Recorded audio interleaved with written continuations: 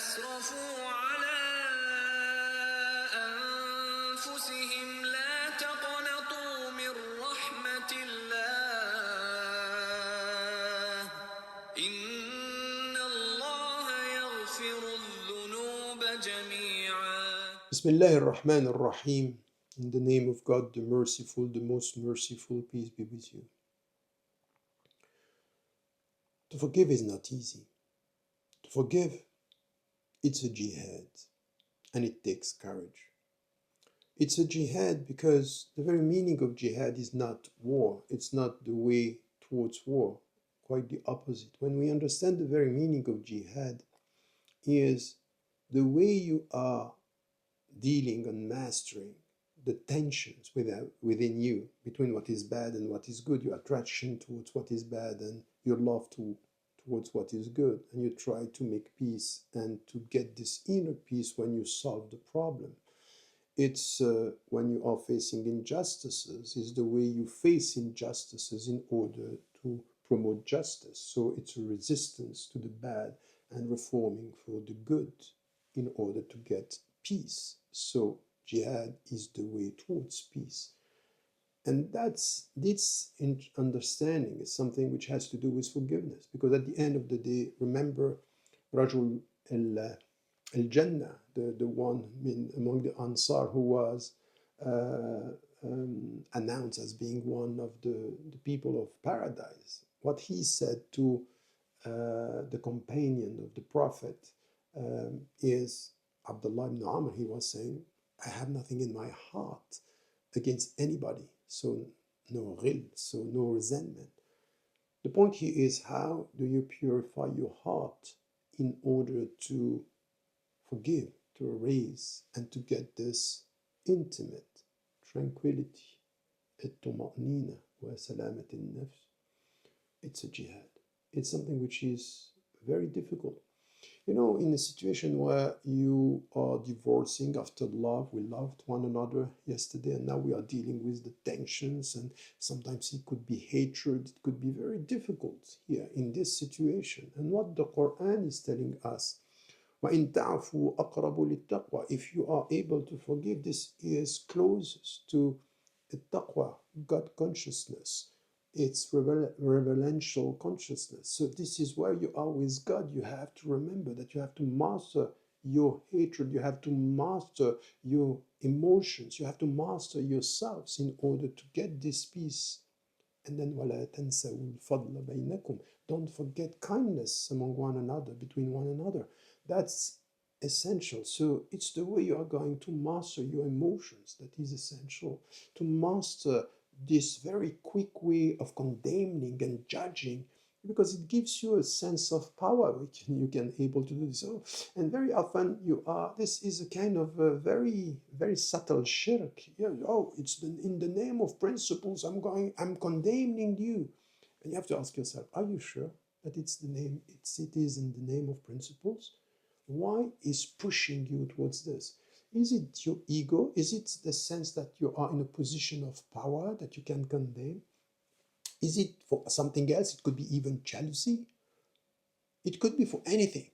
But you have to go through this introspection to ask yourself, why are you so quick to condemn and absent in and when we need forgiveness? Why? Why on this issue are you having something in your own self that is not solved? It might be that you are solving through judgment something which is unsolved through and within your own personal life and trauma and whatever your relationship with Islam and your relationship with other opinions that you don't like. And sometimes in the name of this, you are using that to solve the problem. But that's not the way. And you remember that the Prophet ﷺ asked the companions once, who is the man shadidu baynakum? Who is the strongest one among you? And they were very quick to say, okay, the one who beat his enemy. And once again, it's a question of power relationship. It has to do with power. They say, no. مَنْ يَمْلِكُ نَفْسَهُ عَنْدَ الْغَضَبِ, the one who masters himself or herself when he is or she's anger, when she's experiencing anger, when this anger is taking over or overwhelmed by anger. So, in a situation of anger, when you master yourself, which is exactly the same situation, to judge quickly, to condemn quickly, to avoid this forgiveness, which takes effort, as I said, is something that is very quick in the way you do things with your brothers and sisters. Because, once again, the power, it's not the power to judge the other, it's the power to master your emotion in order not to judge, but to forgive. It takes effort beyond anything. And this is where this situation is once again quite difficult, and we have to experience it when it comes to mastering oneself. And this is what we have to understand in our way towards um, uh, the spiritual journey, that it's important. When we say, for example, Allahumma a'inni ala dhikrika wa shukrika wa husni ibadatika, after every prayer, where we are asking God, Allahumma, help us to remember you, meaning that when I come back to you, this is the way I'm going to master myself in order out of this to do what? A'inni ala dhikrika wa shukrika, to show gratitude, to thank you for everything you gave me, all the signs. وَحُسْنِ عِبَادَتِكَ. So to purify, to embellish, to complete my worship. Meaning here, complete my worship is not only to pray, is to master my heart, is to control my heart, is to control the way I'm dealing with my emotion, with my hatred, with my rejection. And if all the community is condemning somebody, as for example with the hadith, he killed 99 people, and then he killed even the one who told him you are not going to be forgiven, what would he be your judgment here?